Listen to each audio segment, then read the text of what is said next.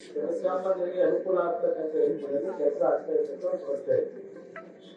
ಅದರಲ್ಲೂ ವಿಶೇಷವಾಗಿ ಗೆಜ್ಜಲಗೆರೆ ಗ್ರಾಮಕ್ಕೆ ಒಂದು ಇತಿಹಾಸ ಇರತಕ್ಕಂಥ ತಾಲೂಕು ಗ್ರಾಮ ಇದೆ ಅಂತಕ್ಕಂಥದ್ದು ನಾನು ಅರಿತುಕೊಂಡಿದ್ದೇನೆ. ಹಲವಾರು ಬಾರಿ ನಿಮ್ಮ ಗ್ರಾಮಕ್ಕೆ ಬಂದಿದ್ದೇನೆ. ಗೆಜ್ಜಲಗೆರೆಯಲ್ಲಿ ನಾನು ಬಂದಿದ್ದ ಸಂದರ್ಭದಲ್ಲಿ ಅಷ್ಟ ಸಂದರ್ಭದಲ್ಲಿ ನಮ್ಮ ಹಿಂದೆ ಗೋಲಿಬಾರದಲ್ಲಿ ಇಬ್ಬರು ಮರಣ ಹೊಂದಂತ ರೈತರಿಗೆ ಗೌರವ ಸಲ್ಲಿಸಲಿಕ್ಕೆ ಕರ್ಕೊಂಡು ಹೋದ್ರು. ಅದಕ್ಕೆ ನಾನು ಹೇಳಿದ್ರೆ ಇದು ಹೋರಾಟ ಅಂತ ಅಂದ್ರೆ ಗೆಜ್ಜಲಗೆರೆ ಗ್ರಾಮ ಮಂಡ್ಯ ಜಿಲ್ಲೆಯಲ್ಲಿ ಪ್ರಥಮವಾಗಿ ನಿಂತಕ್ಕಂಥ ಒಂದು ಗ್ರಾಮ ಇದೆ. ಇಂಥ ಗ್ರಾಮದ ಜೊತೆ ಸರ್ಕಾರಕ್ಕಿಂತ ಹೆಚ್ಚಾಗಿ ಸ್ಥಳೀಯವಾದಂತಹ ಜನಪ್ರತಿನಿಧಿಗಳು ನಿಮ್ಮ ಒಂದು ವಿರೋಧದ ನಡುವೆ ಈ ರೀತಿಯ ಒಂದು ದುಸ್ಸಾಹಸಿಕೆಯನ್ನು ಕೈ ಹಾಕಿದ್ದಾರೆ. ಈಗಲೂ ನಿಮ್ಮೆಲ್ಲರ ಪರವಾಗಿ ಅವ್ರಿಗೆ ಹೇಳ್ತಕ್ಕಂಥದ್ದು, ಏನೋ ಬಂದಿರಿ ಶಾಸಕರಾಗಿದ್ದೀರಿ, ಮುಂದೆ ನೀವು ಉಳಿಬೇಕು ಅನ್ನೋದಿದ್ರೆ ಈಗಲೂ ಕಾಲ ಮಿಂಚಿಲ್ಲ ಅನ್ನೋದನ್ನ ಈ ವೇದಿಕೆ ಮುಖಾಂತರ ನಮ್ಮ ಮಾಧ್ಯಮ ಸ್ನೇಹಿತರಿಂದ ಹೇಳ್ತಾ ಇದ್ದೀನಿ. ಒಬ್ಬ ಜನಪ್ರತಿನಿಧಿ ಕೆಲಸ ಮಾಡಬೇಕಾದ್ರೆ ಮತ ಕೊಟ್ಟಂತ ಜನತೆಯ ಭಾವನೆಗಳಿಗೆ ಸ್ಪಂದಿಸಿ ಕೆಲಸ ಮಾಡಬೇಕು. ಮತ ಕೊಟ್ಟಂತ ಮತದಾರರೇನಿದ್ದಾರೆ ಅವರ ಮನಸ್ಸಿಗೆ ಘಾಸಿ ಆಗ್ತಕ್ಕಂಥ ರೀತಿಯ ತೀರ್ಮಾನಗಳನ್ನು ಮಾಡಿದ್ರೆ ಅಂಥ ವ್ಯಕ್ತಿ ಜನಪ್ರತಿನಿಧಿಯಾಗಿ ಕೆಲಸ ಮಾಡ್ತಕ್ಕಂಥದಕ್ಕೆ ಯಾವುದೋ ನೈತಿಕತೆ ಇರೋದಿಲ್ಲ ಅನ್ನೋದು ನನ್ನ ಅಭಿಪ್ರಾಯ.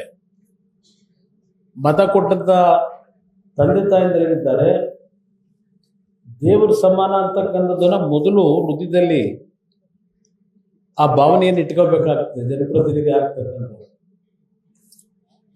ಈಗಾಗಲೇ ಅಕ್ಕವರೇನು ಹೇಳಿದ್ದಾರೆ, ಹೆಚ್ಚಿನ ಸಂಖ್ಯೆಯಲ್ಲಿ ನನ್ನ ಹಿರಿಯರು, ಯುವಕರು, ನನ್ನ ರೈತ ಬಾಂಧವರು, ತಾಯಂದಿರು ಕೂತಿದ್ದೀರಿ. ನಿಮ್ಮ ಈ ಒಂದು ಹೋರಾಟ 69 ದಿವಸ ಏನಿದೆ, 69ನೇ ದಿವಸ ನಾನು ನಿಮ್ಮ ಜೊತೆ ಇವತ್ತೇನು ಬಂದಿದ್ದೇನೆ. ನಮ್ಮ ಜೊತೆ ತಮ್ಮಣ್ಣ ಅವರು, ವಿವೇಕ್ ಅವರು, ನಮ್ಮ ರಾಜಣ್ಣ ಅವರು, ಈಗ ನಮ್ಮ ರಮೇಶ್ ಅವರೆಲ್ಲ ಏನು ಬಂದಿದ್ದಾರೆ. ನಿಮ್ಮ ಜೊತೆಯಲ್ಲಿ ನಾವಿದ್ದೇವೆ. ನಿಮ್ಮ ಧ್ವನಿ ಇವತ್ತೇನು ನಮಗೆ ಯಾವುದೇ ಕಾರಣಕ್ಕೂ ನಗರಸಭೆ ವ್ಯಾಪ್ತಿಗೆ ಸೇರಿಸ್ತಕ್ಕಂಥದ್ದು ಅವಶ್ಯಕತೆ ಇಲ್ಲ. ನಮ್ಮ ಪಂಚಾಯತಿ ನಮ್ಮ ಪಂಚಾಯತಿಯಾಗಿ ಉಳಿಬೇಕು ಅನ್ನೋದು ನಿಮ್ಮ ಹೋರಾಟ ಏನಿದೆ, ಅದಕ್ಕೆ ಸಂಪೂರ್ಣವಾದಂಥ ಬೆಂಬಲ ಇದೆ ನಮಗೆ. ಒಂದು ಮತ್ತು ನಮ್ಮ ಪಕ್ಷ ಅಂತ ಹೇಳಲ್ಲ, ನಮ್ಮ ಜವಾಬ್ದಾರಿ ಇದೆ ನಮ್ಮ ಪಕ್ಷದ ಕಾರ್ಯಕರ್ತರು. ಅದರಿಂದ ಇವತ್ತು ನಿಮ್ಮ ಜೊತೆಯಲ್ಲಿ ನಾವು ಇರ್ತಕ್ಕಂಥದ್ದು ಅಷ್ಟೇ ಅಲ್ಲ, ಇವತ್ತು ನಿಮ್ಮ ಈ ಒಂದು ದೃಢವಾದಂಥ ನಿಲುವನ್ನೇನಿಟ್ಟಿದ್ದೀರಿ. ನಮ್ಮ ಪಂಚಾಯತಿಯ ಮಟ್ಟದಲ್ಲೇ ಇದ್ದರೆ ನಮ್ಮ ಗ್ರಾಮವನ್ನು ನಾವು ಎಲ್ಲ ರೀತಿಯಲ್ಲಿ ಸುಭದ್ರವಾಗಿ ಸ್ವಾಭಿಮಾನದಿಂದ ಕೆಲಸವನ್ನು ನಿರ್ವಹಣೆ ಮಾಡಿ ಬದುಕ್ತೀವಿ. ನಮ್ಗೆ ಇದರ ಅವಶ್ಯಕತೆ ಇಲ್ಲ ಅಂತಕ್ಕಂಥದ್ದೇನೆ ಹೇಳ್ತಾ ಇದ್ದೀರಿ. ಆ ವಿಷಯದಲ್ಲಿ ಪ್ರಾಮಾಣಿಕವಾಗಿ ಹೇಳ್ತೇನೆ, ಈ ಒಂದು ಸರ್ಕಾರದ ನಿಲುವೇನಿದೆ ಇವತ್ತು ಈಗಾಗಲೇ ಕ್ಯಾಬಿನೆಟ್ನಲ್ಲಿ ತೀರ್ಮಾನ ಮಾಡಿಸ್ಬಿಟ್ಟಿದ್ದಾರೆ ಒತ್ತಾಯ ಹಾಕಿ. ನಾನು ಬೆಳಗ್ಗೆಯಲ್ಲಿ ಬರೋದಕ್ಕಿಂತ ಮುಂಚೆ ಜಿಲ್ಲಾಧಿಕಾರಿಗಳಿಗೆ ಮಾತನಾಡ್ತಕ್ಕಂಥ ನಮ್ಮ ಪಿ ಎ ಅವ್ರಿಗೆ ಹೇಳಿ ಅವರು ಕೆಲವು ವಿಷಯ ನನ್ನ ಮುಂದೆ ಇಟ್ಟಿದ್ದಾರೆ. ಏಕೆಂದರೆ 2 ಬಾರಿ ನಾನು ಸಭೆ ಮಾಡಿದೆ ಅಂತ ಹೇಳ್ತಾರೆ. ಮೊದಲು ಪಂಚಾಯಿತಿಯ ಅಧ್ಯಕ್ಷರೇನಿದ್ದಾರೆ ಅವರು ವಿರೋಧ ವ್ಯಕ್ತಪಡಿಸಿ ಲೆಟರ್ ಬರೆದರು. ಸರ್ಕಾರಕ್ಕೆ ಇವತ್ತು ಈ ಸಂದರ್ಭದಲ್ಲಿ ನಿಮ್ಮಗಳ ಸಮ್ಮುಖದಲ್ಲೇ ನಾನು ಎಚ್ಚರಿಕೆ ಅಂತ ಹೇಳಲಿಕ್ಕೆ ಹೋಗೋದಿಲ್ಲ, ಬೇಡ, ಎಚ್ಚರಿಕೆ ಬೇಡ. ಈಗಲೂ ಕಾಲ ಮಿಂಚಿಲ್ಲ. ಇಷ್ಟು ಜನರ ವಿರೋಧದ ನಡುವೆ ಇವತ್ತೇನಿಂತ ನಿರ್ಣಯ ಮಾಡಿದ್ದೀರಿ, ಈ ನಿರ್ಣಯವನ್ನು ಮತ್ತೆ ವಾಪಸ್ ಪಡೆದು ಇದನ್ನು ಪಂಚಾಯಿತಿ ಮಟ್ಟದಲ್ಲೇ ಇಡಬೇಕು ಅಂತಕ್ಕಂಥ ಒಂದು ಆಗ್ರಹವನ್ನು ಈ ಸಭೆಯಲ್ಲಿ ನಾನು ಮಾಡ್ತಾ ಇದ್ದೇನೆ. ಇವತ್ತು ಸರ್ಕಾರದ ಗಮನಕ್ಕೂ ಸೆಳೀತೀನಿ. ಸರ್ಕಾರಕ್ಕೆ ಪತ್ರನೂ ಬರೆಯೋದಷ್ಟೇ ಅಲ್ಲ, ಸಂಬಂಧಪಟ್ಟಂಥ ನಾನು ಬೆಳಗ್ಗೆ ನಗರಾಭಿವೃದ್ಧಿ ಇಲಾಖೆಯ ಪ್ರಿನ್ಸಿಪಲ್ ಸೆಕ್ರೆಟರಿ ಏನಿದ್ದಾರೆ ಅವ್ರಿಗೂ ಫೋನಲ್ಲಿ ಮಾತಾಡಿದೆ, ಇಲ್ಲಿ ಬರೋದಕ್ಕಿಂತ ಮುಂಚೆ ವಿಷಯ ತಿಳ್ಕೊಬೇಕು ಅಂತ ಹೇಳಿ. ಅವರು ಹೇಳಿದ್ರು, ಇಲ್ಲ ನಮ್ಮ ಗಮನಕ್ಕೆ ಬಂದಿಲ್ಲ ಸರ್, ಕೆಲವಂತ ಅಧಿಕಾರಿಗಳ ಮಟ್ಟದಲ್ಲಾಗಿದೆ ಅಂತೇಳಿ. ನಾನು ಅವ್ರಿಗೆ ಒಂದು ಮಾತು ಹೇಳಿದ್ದೇನೆ, ಒಂದು ಕೆಲಸ ಮಾಡಿ, ನಿಮ್ಮ ಕೆಳಹಂತದ ಅಧಿಕಾರಿಗಳು ಯಾರು ಜವಾಬ್ದಾರಿ ತಗೊಂಡಿದ್ದಾರೆ ಅವ್ರನ್ನ ಇನ್ನೊಂದು ಬಾರಿ ಹಳ್ಳಿಗಳಿಗೆ ಕಳಿಸಿ ಅಲ್ಲಿಯ ವಾತಾವರಣ ಏನಿದೆ, ಅಲ್ಲಿ ಜನಾಭಿಪ್ರಾಯ ಏನಿದೆ, ಅದೆಲ್ಲವನ್ನು ಇನ್ನೊಂದು ಬಾರಿ ನೀವು ಪರಿಶೀಲಿಸಿ ಮಾಹಿತಿ ತಗೊಂಡು ಈ ಒಂದು ತೀರ್ಮಾನವನ್ನು ಹಿಂಪಡಿಬೇಕು, ಮುಂದುವರಿಸಬೇಕು ಅಂತಕ್ಕಂಥದ್ದನ್ನು ಕೆಳಹಂತದಲ್ಲಿರ್ತಕ್ಕಂಥ ನಿಮ್ಮ ಅಧಿಕಾರಿಗಳನ್ನ ಕಳಿಸಿ ಒಂದು ಮಾಹಿತಿ ತಗೊಳ್ಳಿ ಅಂತಕ್ಕಂಥದ್ದನ್ನು ಇವತ್ತು ಪ್ರಿನ್ಸಿಪಲ್ ಸೆಕ್ರೆಟರಿ ಅವರಿಗೆ ಬೆಳಗ್ಗೆ ಬರೋದಕ್ಕಿಂತ ಮುಂಚೆ ಮಾತಾಡಿದ್ದೇನೆ.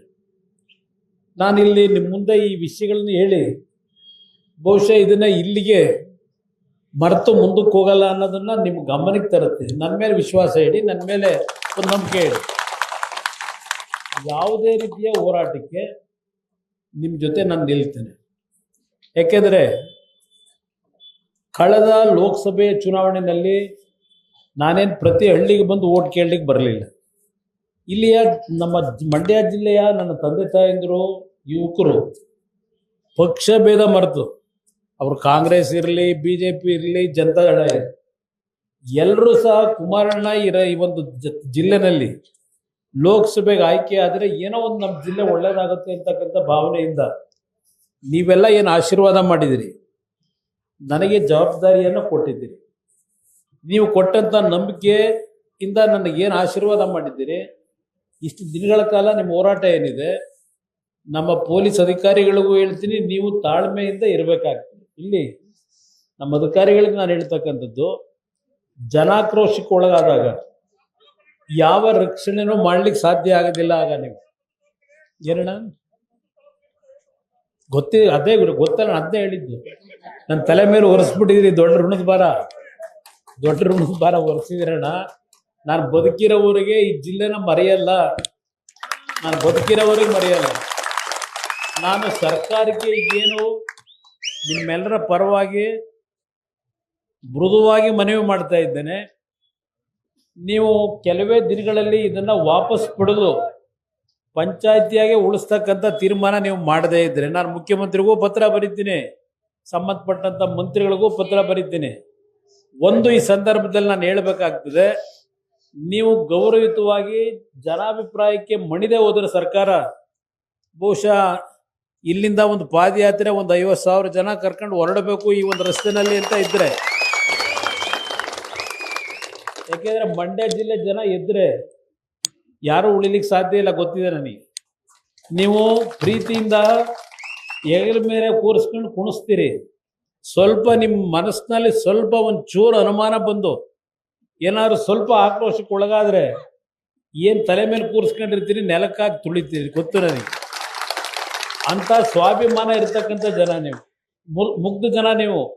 ನಾನು ನೋಡಿದಾಗೆ ಹಲವಾರು ಕಡೆ ಏನು ನೋಡಿದ್ದೀನಿ, ಭಾಳ ಮುಗ್ಧತೆ ಇದೆ ನಿಮ್ಮಲ್ಲಿ, ಪ್ರೀತಿಗೆ ತಲೆ ಬಾಗ್ತೀರಿ. ಆದರೆ ಏನಾದರೂ ಸ್ವಲ್ಪ ಅಚಾತುರ್ಯ ಆದರೆ ಅವನು ಎಂಥವನೇ ಇರಲಿ, ಅವನ್ನ ಯಾವ ರೀತಿ ಸಂಪೂರ್ಣವಾಗಿ ಅವನ ಮೇಲೆ ಹತೋಟಿಗೆ ತಗೊಳ್ತಕ್ಕಂಥ ಜನ ಮಂಡ್ಯ ಜಿಲ್ಲೆ ಜನ. ಅದರಿಂದ ಇವತ್ತು ಯಾವುದೋ ಹಣ ಸಂಪಾದನೆ ಮಾಡಿದ್ದೀನಿ, ಹಣದಲ್ಲಿ ಏನು ಬೇಕಾದರೂ ಮಾಡ್ತೀನಿ ಅಂತ ಏನಾದರೂ ದುರಹಂಕಾರದಲ್ಲಿ ಹೋದರೆ ಅದು ಶಾಶ್ವತವಾಗಿ ಉಳಿಯೋದಿಲ್ಲ. ಹಣ ಎಲ್ಲ ಸಂದರ್ಭದಲ್ಲೂ ಉಪಯೋಗ ಬರೋದಿಲ್ಲ, ಅದನ್ನು ಅರ್ಥ ಮಾಡ್ಕೋಬೇಕು ಅವರು. ಅದರಿಂದ ನಾನೀಗ ಅವರ ಹಿಂದಿನ ಇದರದ್ದು ವೃತ್ತಾಂತ ಅವೆಲ್ಲ ಬೇಕಿಲ್ಲ ನಮಗೂ ಬೇಕಾಗಿರೋದು ಇವತ್ತು ನೀವೇನು ಹೋರಾಟ ಮಾಡ್ತಾ ಇದ್ದೀರಿ, ನನ್ನ ಪಂಚಾಯಿತಿ ನಮ್ಗೆ ಉಳಿಬೇಕು. ನಮ್ಮ ಪಂಚಾಯಿತಿಯಿಂದಲೇ ಹಲವಾರು ಜಿಲ್ಲಾ ಪಂಚಾಯಿತಿ ಸದಸ್ಯರನ್ನ ನಾವು ಆಯ್ಕೆ ಮಾಡಿ ಕಳಿಸಿದ್ದೇವೆ. 2 ಬಾರಿ ಆಯ್ಕೆ ಮಾಡಿದ್ದೇವೆ ಜಿಲ್ಲಾ ಪಂಚಾಯಿತಿ ಸದಸ್ಯರು.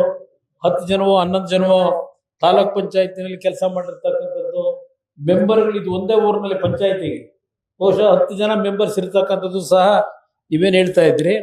ಇದರ ಹಿನ್ನೆಲೆಯಲ್ಲಿ ಇವತ್ತು ತಮ್ಮ ಒಂದು ಅಭಿವೃದ್ಧಿ ನಿಮ್ಮ ಹಳ್ಳಿಯಿಂದಲೇ, ನಿಮ್ಮ ಆಯ್ಕೆ ಮಾಡಿದಂಥ ಜನಪ್ರತಿನಿಧಿಗಳಿಂದಲೇ ಆಗಬೇಕು ಅಂತಕ್ಕಂಥದ್ದು ನಿಮ್ಮ ಅಭಿಪ್ರಾಯ ಏನಿದೆ, ಅದಕ್ಕೆ ನಾನು ನಿಮಗೆ ಕೈ ಜೋಡಿಸಿ ನಿಮ್ಮ ಜೊತೆಯಲ್ಲಿದ್ದೇನೆ, ನಿಮಗೆ ಧ್ವನಿಯಾಗಿರ್ತೀನಿ. ನಾನು ಇದನ್ನು ಈ ಒಂದು ಸರ್ಕಾರದ ತೀರ್ಮಾನ ಏನಾಗಿದೆ ಇದನ್ನು ಹಿಂಪಡೆಯತಕ್ಕಂಥ ನಿಟ್ಟಿನಲ್ಲಿ ಪ್ರಥಮವಾಗಿ ನಾನು ಸರ್ಕಾರದ ಗಮನ ಸೆಳೀತೀನಿ ನಿಮ್ಮ ಪರವಾಗಿ. ಅದರಲ್ಲಿ ಅವರು ಏನಾದರೂ ದುರಹಂಕಾರದಿಂದ ಈ ಒತ್ತಡಗಳಿಗೆ ಮಣಿತಕ್ಕಂಥ ಕೆಲಸ ಮಾಡಿದ್ರೆ ಆಗ ನಿಮ್ಮ ಜೊತೆಯಲ್ಲಿ ಬೀದಿಗೆ ಇಳಿಯತಕ್ಕಂಥ ಒಂದು ಅನಿವಾರ್ಯತೆ ಬರೋದಾದರೆ, ಅನಿವಾರ್ಯತೆ ಈ ಸರ್ಕಾರ ತಂದರೆ ನಾವು ಪ್ರಾಮಾಣಿಕವಾಗಿ ನಿಮ್ಮ ಹೋರಾಟದಲ್ಲಿ ನಾವು ನಿಮ್ಮ ಜೊತೆಯಲ್ಲಿ ಕೂರ್ತಕ್ಕಂಥ ಕೆಲಸಕ್ಕೆ ನನ್ನ ಸ್ವಲ್ಪ ಆರೋಗ್ಯದ ಸಮಸ್ಯೆಗಳಿದ್ದರೂ ಬಹುಶಃ ನನ್ನ ಒಂದು ಅರ್ಧ ಜವಾಬ್ದಾರಿ ನಿಖಿಲ್ ಕುಮಾರಸ್ವಾಮಿಗೆ ತಗೊಂಡು ಇಡೀ ರಾಜ್ಯದಲ್ಲಿ ಪಕ್ಷ ಏನು ಕಟ್ತಕ್ಕಂಥದ್ದು ಹೋರಾಟ ಮಾಡ್ತಿದ್ದಾನೆ. ನನ್ನ ಪರವಾಗಿ ಅವನನ್ನು ನಿಮ್ಮ ಜೊತೆಗೆ ಬಿಡ್ತೀನಿ. ನಿಮ್ಮ ಜೊತೆಯಲ್ಲಿ ಇವತ್ತು ಬೆಂಗಳೂರಿನವರೆಗೆ ಒಂದು ಪಾದಯಾತ್ರೆ ಆಗಬೇಕು. ಇವತ್ತು ದೊಡ್ಡ ಮಟ್ಟದಲ್ಲಿ ಸರ್ಕಾರಕ್ಕೆ ಎಚ್ಚರಿಕೆ ಕೊಟ್ಟು ಇದನ್ನು ಹಿಂಪಡೆಯತಕ್ಕಂಥ ನಿಟ್ಟಿನಲ್ಲಿ ಸರ್ಕಾರದ ವಿರುದ್ಧ ತೀರ್ಮಾನ ತೆಗೆದುಕೊಳ್ತಕ್ಕಂಥದ್ದಕ್ಕೆ ನಿಮ್ಮ ಹೋರಾಟಕ್ಕೆ ನಿಮ್ಮ ಜೊತೆಲಿದ್ದೇನೆ. ನಾನು ಸಾಧ್ಯವಾದ ಮಟ್ಟಿಗೆ ನಡಿಬೇಕಾದ ಅನಿವಾರ್ಯತೆ ಬಂದರೆ ನಾನು ನಿಮ್ಮ ಜೊತೆ ನಡೀಲಿಕ್ಕೆ ಪ್ರಯತ್ನ ಪಡ್ತೀನಿ. ಅದರಿಂದ ಇವತ್ತು ನೀವೇನು ಇಷ್ಟು ದೊಡ್ಡ ಸಂಖ್ಯೆಯಲ್ಲಿ ಸೇರಿದ್ದೀರಿ, ಇವತ್ತಿನಿಂದ ಒಂದು ಹೊಸ ಬದಲಾವಣೆ ನಿಮ್ಮ ಹೋರಾಟಕ್ಕೆ ಜಯ ದೊರಕತಕ್ಕಂಥದ್ದಕ್ಕೆ ನಿಮ್ಮ ಜೊತೆಯಲ್ಲಿ ನಿಲ್ತಾನೆ, ನಿಮ್ಗೆ ಧ್ವನಿಯಾಗಿರ್ತೇನೆ. ನನ್ನ ಮೇಲೆ ವಿಶ್ವಾಸ ಇಡಿ. ನಿಮ್ಮೆಲ್ಲರಿಗೆ ಭಗವಂತ ಒಳ್ಳೇದು ಮಾಡಲಿ. ನನ್ನ ನಮಸ್ಕಾರ. Karnataka TV leader awards 2025 best MLA nomination ಹಳೆ ಮೈಸೂರು ವಿಭಾಗ ಡಾಕ್ಟರ್ ರಂಗನಾಥ್ ಕುಣಿಗಲ್ ಕ್ಷೇತ್ರ, ಸುರೇಶ್ ಗೌಡ ತುಮಕೂರು ಗ್ರಾಮಾಂತರ ಕ್ಷೇತ್ರ, ಸಿಎನ್ ಬಾಲಕೃಷ್ಣ ಶ್ರವಣಬೆಳಗೊಳ ಕ್ಷೇತ್ರ, ಗಣಿಗ ರವಿಕುಮಾರ್ ಮಂಡ್ಯ ಕ್ಷೇತ್ರ, ದರ್ಶನ್ ಪುಟ್ಟಣಯ್ಯ ಮೇಲುಕೋಟೆ ಕ್ಷೇತ್ರ, ಡಿ ರವಿಶಂಕರ್ ಕೆಆರ್ ನಗರ ಕ್ಷೇತ್ರ, ಕೆಎಚ್ ಪುಟ್ಟಸ್ವಾಮಿ ಗೌಡ ಗೌರಿಬಿದನೂರು ಕ್ಷೇತ್ರ, ಸಿಮೆಂಟ್ ಮಂಜುನಾಥ್ ಸಕಲೇಶ್ಪುರ ಕ್ಷೇತ್ರ, ಮಂತರ್ ಗೌಡ ಮಡಿಕೇರಿ ಕ್ಷೇತ್ರ, ಜಿಡಿ ಹರೀಶ್ ಗೌಡ ಹುಣಸೂರು ಕ್ಷೇತ್ರ, ಸಮೃದ್ಧಿ ಮಂಜುನಾಥ್ ಮುಳಬಾಗಿಲು ಕ್ಷೇತ್ರ, ಪ್ರದೀಪ್ ಈಶ್ವರ್ ಚಿಕ್ಕಬಳ್ಳಾಪುರ ಕ್ಷೇತ್ರ. ಕರ್ನಾಟಕ ಟಿವಿ ವಾಟ್ಸ್ಆಪ್ ಚಾನೆಲ್ ಮೂಲಕ ವೋಟ್ ಮಾಡಿ ಹಾಗೂ ಇವರಲ್ಲಿ ಬೆಸ್ಟ್ ಎಂಎಲ್ಎ ಯಾರು ಕಮೆಂಟ್ ಮಾಡಿ.